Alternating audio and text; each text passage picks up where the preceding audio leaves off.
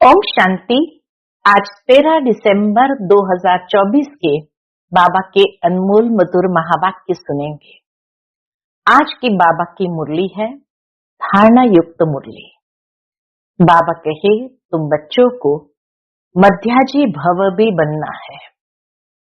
जितना मन मना भव होंगे उतना मध्याजी भव सहजता से बन सकेंगे।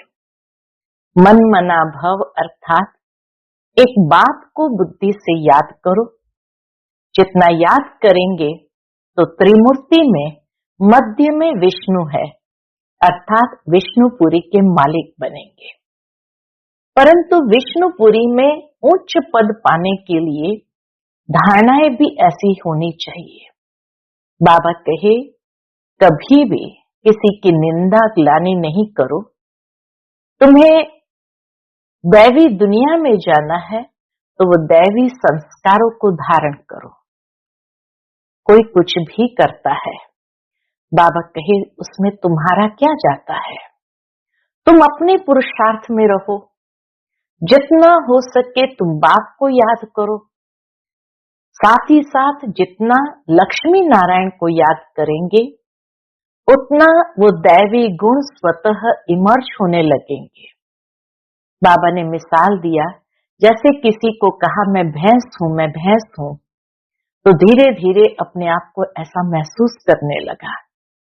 ठीक इसी तरह बाबा कहे जितना तुम ये सोचेंगे कि मुझे देवता बनना है तो जरूर है वो दैवी गुण स्वतः आने लगेंगे। महसूस होने लगेगा कि कैसे वो रॉयल्टी हमारे जीवन में आने लगती है। तो इसीलिए अपने चिंतन को सदा श्रेष्ठ बनाओ और श्रेष्ठ चिंतन के माध्यम से श्रेष्ठ कर्म करो। वो लक्षण को जीवन में ले आओ और ऊंच पद स्वतः प्राप्त हो जाएगा।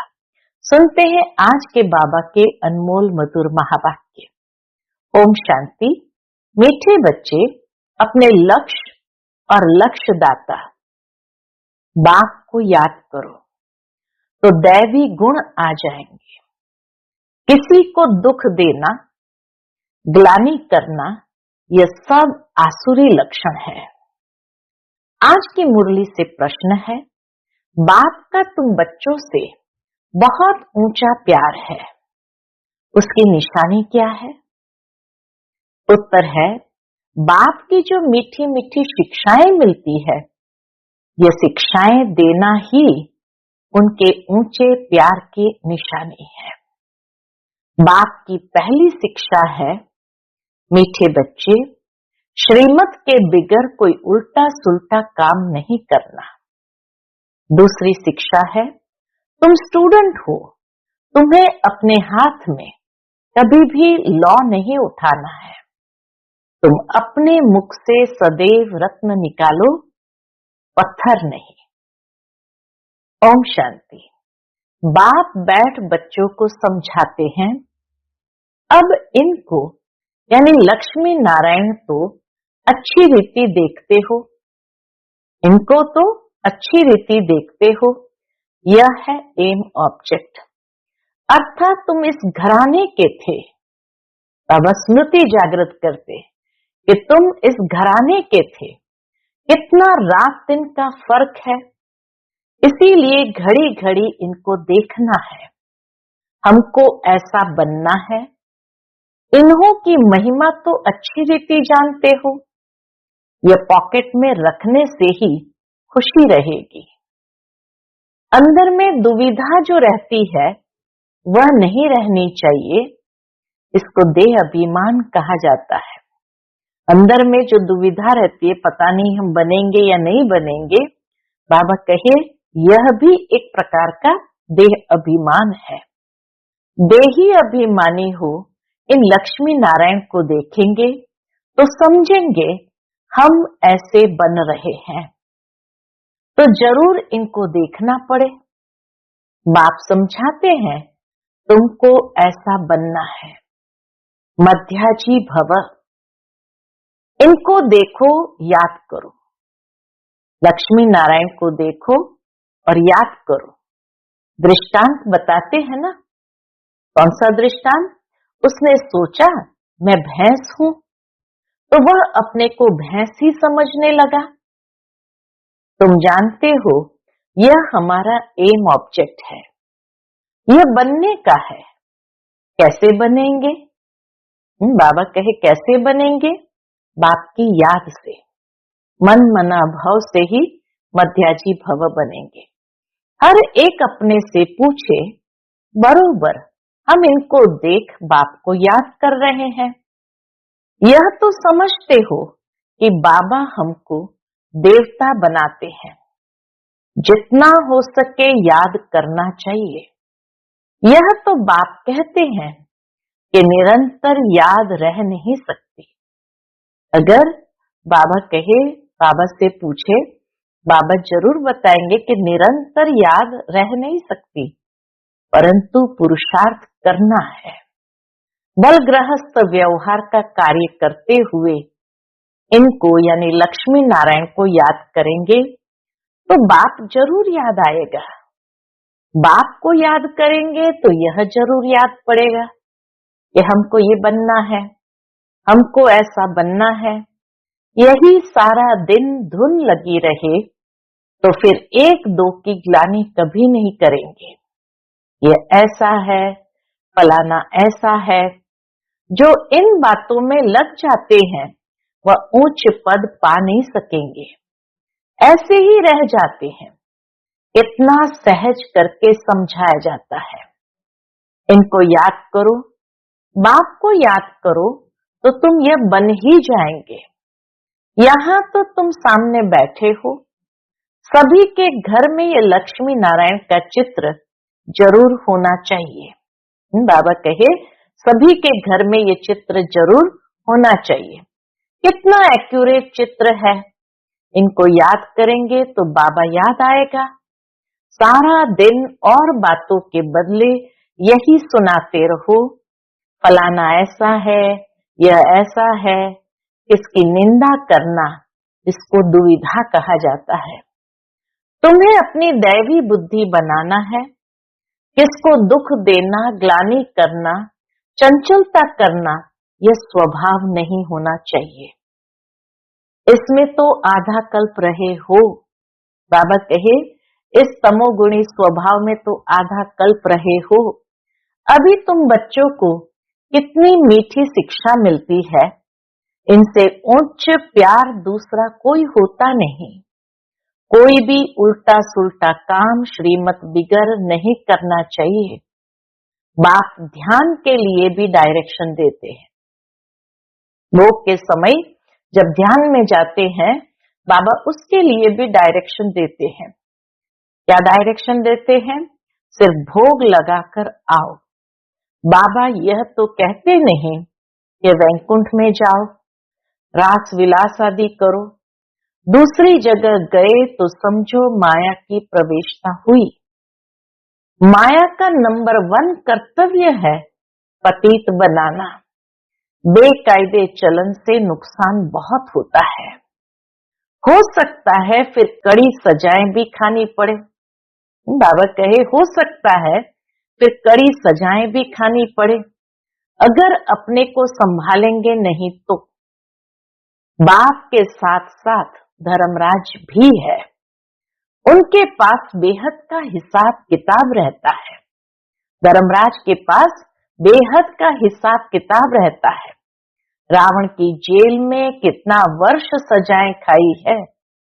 इस दुनिया में कितना अपार दुख है। अभी बाप कहते हैं और सब बातें भूल एक बात को याद करो और सभी दुविधा अंदर से निकाल दो। विकार में कौन ले जाते हैं? माया के भूत। तुम्हारा एम ऑब्जेक्ट ही यह है, राजयोग है ना। बाबा कहे तुम्हारा एम ऑब्जेक्ट है ही यह, राजयोग है ना। बाप को याद करने से ये वर्षा मिलेगा, तो इस धंधे में लग जाना चाहिए। किचड़ा सारा अंदर से निकाल देना चाहिए। माया की पराकाष्ठा भी बहुत कड़ी है। बहुत बड़ी बात बाबा कह देते, माया की पराकाष्ठा भी बहुत कड़ी है, परंतु उनको उड़ाते रहना है। जितना हो सके याद की यात्रा में रहना है। अभी तो निरंतर याद हो न सके, आखिर निरंतर तक भी आएंगे, तभी ऊंच पद पाएंगे। अगर अंदर दुविधा, खराब ख्यालात होंगे तो ऊंच पद नहीं मिल सकता। माया के वश होकर ही हार खाते हैं। बाप समझाते हैं, बच्चे गंदे काम से हार मत खाओ। निंदा आदि करते तो तुम्हारी बहुत बुरी गति हो गई है। बाबा कहे निंदा आदि करते तो तुम्हारी बहुत बुरी गति हो गई है। अभी सदगति होती है तो बुरे कर्म मत करो। बाबा देखते हैं माया ने गले तक ग्रास कर लिया है, यानी हप कर लिया है, पता भी नहीं पड़ता। खुद समझते हैं हम बहुत अच्छा चल रहे हैं, परंतु नहीं। बाप समझाते हैं मनसा वाचा कर्मणा, मुख से रत्न ही निकलने चाहिए। गंदी बातें करना पत्थर है। अभी तुम पत्थर से पारस बनते हो, तो मुख से कभी पत्थर नहीं निकलने चाहिए। बाबा को तो समझाना पड़ता है, बाबा का हक है। बाबा को तो समझाना पड़ता है, बाप का हक है बच्चों को समझाना। ऐसे तो नहीं भाई भाई को सावधानी देंगे। टीचर का काम है शिक्षा देना, वह कुछ भी कह सकते हैं। स्टूडेंट को हाथ में लॉ नहीं उठाना है। तुम स्टूडेंट हो ना, बाप समझा सकते हैं, बाकी बच्चों को तो बाप का डायरेक्शन है। एक बाप को याद करो, तुम्हारी तकदीर अभी खुली है। श्रीमत पर न चलने से तुम्हारी तकदीर बिगड़ पड़ेगी, फिर बहुत पछताना पड़ेगा। बाप की श्रीमत पर न चलने से एक तो सजाएं खानी पड़े, दूसरा पद भी भ्रष्ट। जन्म जन्मांतर कल्प कल्पांतर की बाजी है। बाप आकर पढ़ाते हैं तो बुद्धि में रहना चाहिए। बाबा हमारा टीचर है, जिनसे ये नई नॉलेज मिलती है कि अपने को आत्मा समझो। आत्मा और परमात्मा का मेला कहा जाता है ना। बाबा कहे आत्मा और परमात्मा का मेला कहा जाता है ना। 5000 वर्ष बाद मिलेंगे। इसमें जितना वर्षा लेना चाहो ले सकते हो, नहीं तो बहुत बहुत पछताएंगे, रोएंगे। सब साक्षात्कार हो जाएगा। बाबा कहे सब साक्षात्कार होगा, फिर महसूसता होगी। स्कूल में बच्चे ट्रांसफर होते हैं तो पिछाड़ी में बैठने वालों को सभी देखते हैं। यहाँ भी ट्रांसफर होते हैं। तुम जानते हो यहाँ शरीर छोड़कर फिर जाए सतयुग में प्रिंस के कॉलेज में भाषा सीखेंगे। वहाँ के कॉलेज में भाषा सीखेंगे। वहाँ की भाषा तो सभी को पढ़नी पड़ती है, मदर लैंग्वेज। बहुतों में पूरा ज्ञान नहीं है, फिर पढ़ते भी नहीं है रेगुलर। 1-2 बार मिस किया तो आदत पड़ जाती है मिस करने की। संग है माया के मुरीदों का, शिव बाबा के मुरीद थोड़े हैं, बाकी सब है माया के मुरीद। तुम शिव बाबा के मुरीद बनते हो तो माया सहन नहीं कर सकती। बाबा कहे तुम शिव बाबा के मुरीद बनते हो तो माया सहन नहीं कर सकती है, इसलिए संभाल बहुत करनी चाहिए। छीछे गंदे मनुष्य से बहुत संभाल रखनी है। हंस और बगुले है ना, बाबा ने रात को भी शिक्षा दी है। रात्रि क्लास में भी बाबा ने शिक्षा दी है। सारा दिन कोई न कोई की निंदा करना, पर चिंतन करना, इनको कोई दैवी गुण नहीं कहा जाता है। देवता ऐसा काम नहीं करते हैं। बाप कहते हैं, बाप और वर्षे को याद करो, फिर भी निंदा करते रहते हैं। निंदा तो जन्म जन्मांतर करते आए हो। दुविधा अंदर रहती ही है। यह भी अंदर मारामारी है। अंदर ही एक प्रकार से युद्ध चलती है, दुविधा रहने कारण। तो बाबा कहे मुफ्त अपना खून करते हैं। अपनी श्रेष्ठ अवस्था से नीचे गिर जाना, तो बाबा कहे मुफ्त अपना खून करते हैं। बहुतों को घाटा डालते हैं, फलाना ऐसा है, इसमें तुम्हारा क्या जाता है। बाबा कहे कोई कैसा भी है, इसमें तुम्हारा क्या जाता है। सबका सहायक एक बाप है। अभी तो श्रीमत पर चलना है। मनुष्य मत तो बड़ा गंदा बना देती है। एक दो की ग्लानि करते रहते हैं। ग्लानि करना यह है माया का भूत। यह है ही पतित दुनिया। तुम समझते हो कि हम अभी पतित से पावन बन रहे हैं, तो यह बड़ी खराबियां है। बाबा कहे ये बड़ी खराबियां है। समझाया जाता है, आज से अपना कान पकड़ना चाहिए, रियलाइज करते हुए कान पकड़ना चाहिए। कभी ऐसा कर्म नहीं करेंगे, किसी की निंदा ग्लानि नहीं करेंगे। कुछ भी अगर देखते हो तो बाबा को रिपोर्ट करनी चाहिए। तुम्हारा क्या जाता है। तुम एक दो की ग्लानि क्यों करते हो। तुम एक दो की ग्लानि क्यों करते हो।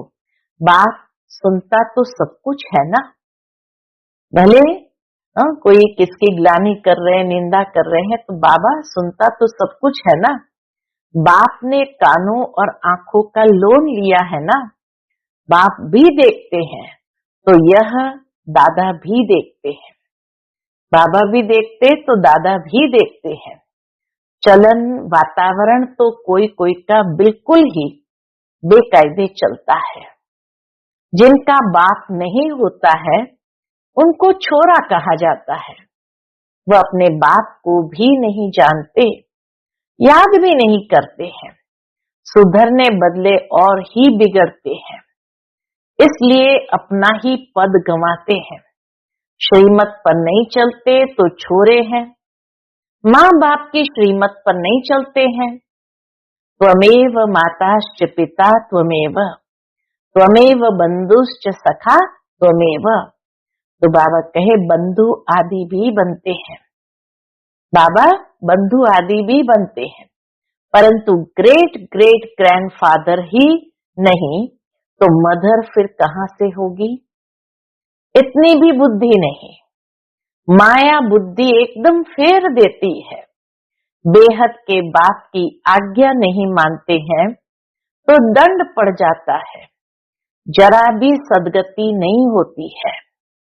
बाप देखते हैं तो कहेंगे ना, इनकी क्या बुरी गति होगी। यह तो टांगर यानी अक के फूल है, जिसको कोई भी पसंद नहीं करता है। तो सुधरना चाहिए ना, नहीं तो पद भ्रष्ट हो जाएंगे। जन्म जन्मांतर के लिए घाटा पड़ जाएगा, परंतु देह अभिमानियों की बुद्धि में बैठता ही नहीं है। आत्म अभिमानी ही बाप से लव कर सकते हैं। बलिहार जाना कोई मासी का घर नहीं है। बाबा कहे बलिहार जाना कोई मासी का घर नहीं है। बड़े बड़े आदमी बलिहार तो जा न सके, वो बलिहार जाने का अर्थ भी नहीं समझते हैं। हृदय विदीर्ण होता है। बड़े बड़े आदमियों का हृदय विदीर्ण होता है। बहुत बंधन मुक्त भी है। बच्चा आदि कुछ भी नहीं है। कहते बाबा आप ही हमारे सब कुछ हो, ऐसे मुख से कहते हैं, परंतु सच नहीं, मानते नहीं कि बाबा हमारा सब कुछ है। बाप से भी झूठ बोल देते हैं। बलिहार गए तो अपना ममत्व निकाल देना चाहिए। अभी तो पिछाड़ी है तो श्रीमत पर चलना पड़े। मिल्कियत आदि से भी ममत्व निकल जाए, बहुत है ऐसे बंधन मुक्त। शिव बाबा को अपना बनाया है, अडॉप्ट करते हैं ना, ये हमारा बाप, टीचर, सतगुरु है। हम उनको अपना बनाते हैं, उनकी पूरी मिल्कियत लेने। जो बच्चे बन गए हैं वह घराने में जरूर आते हैं, परंतु फिर उसमें पद कितने हैं, कितने दास दासियां हैं। एक दो पर हुक्म चलाते हैं, दासियों में भी नंबरवार बनते हैं। रॉयल घराने में बाहर के दासियां तो नहीं आएंगी ना, रॉयल घराने में बाहर की दासियां तो नहीं आएंगी, राजघराने की दासियां अलग होंगी। जो बाप के बने हैं उनको बनना है। ऐसे ऐसे बच्चे हैं जिनमें पाई का भी अकल नहीं है। बाबा ऐसे तो कहते नहीं कि मम्मा को याद करो और मेरे रथ को याद करो।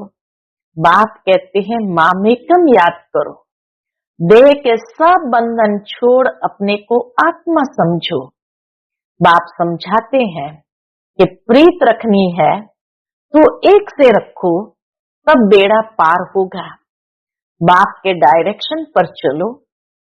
मोहचित राजा की कथा भी है ना। पहले नंबर में है बच्चे।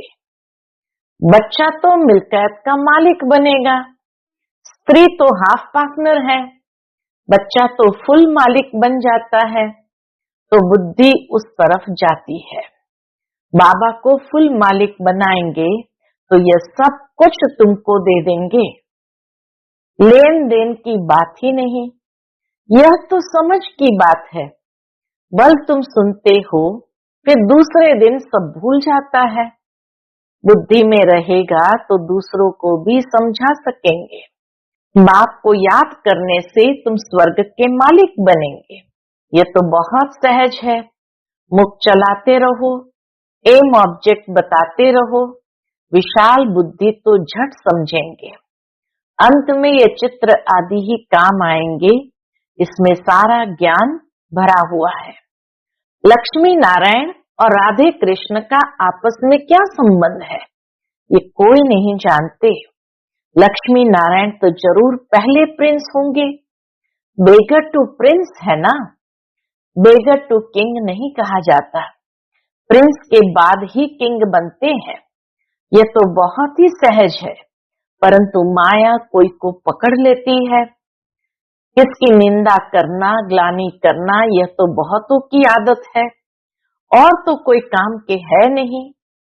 बाप को कभी याद नहीं करेंगे, एक दो की ग्लानि का धंधा ही करते हैं। यह है माया का पाठ। बाप का पाठ तो बिल्कुल ही सीधा है। पिछाड़ी में ये सन्यासी आदि जागेंगे, कहेंगे कि ज्ञान है तो इन बीके में है। कुमार कुमारियां तो पवित्र होते हैं, प्रजापिता ब्रह्मा के बच्चे हैं।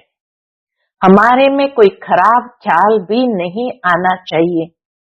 बहुतों को अभी भी खराब ख्यालात आते हैं, फिर इसकी सजा भी बहुत कड़ी है। बाप समझाते तो बहुत है, अगर कुछ चाल तुम्हारी फिर खराब देखी तो यहाँ रह नहीं सकेंगे। बाबा जैसे वार्निंग दे रहे हैं कि अगर कुछ चाल तुम्हारी फिर खराब देखी तो यहाँ रह नहीं सकेंगे।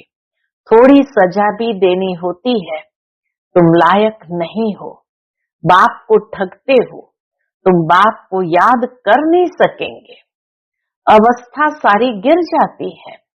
अवस्था गिरना ही सजा है, अवस्था गिरना भी सजा है।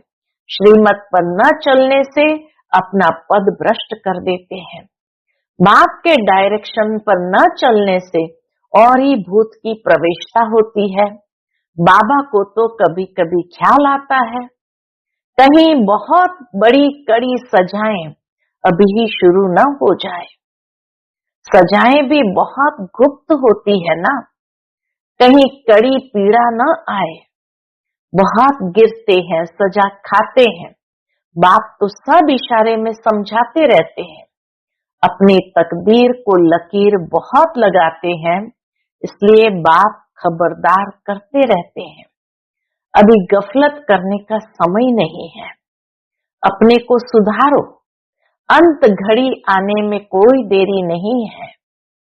अंत घड़ी आने में कोई देरी नहीं है। अच्छा, मीठे मीठे सिकिलदे बच्चों प्रति माता पिता बाप दादा का याद प्यार और गुड मॉर्निंग। रूहानी बाप की रूहानी बच्चों को नमस्ते। हम सभी रूहानी बच्चों की रूहानी माता पिता बाप दादा को याद प्यार, गुड मॉर्निंग और नमस्ते नमस्ते। शुक्रिया बाबा, शुक्रिया। आज की मुरली से धारणा के लिए मुख्य सार है।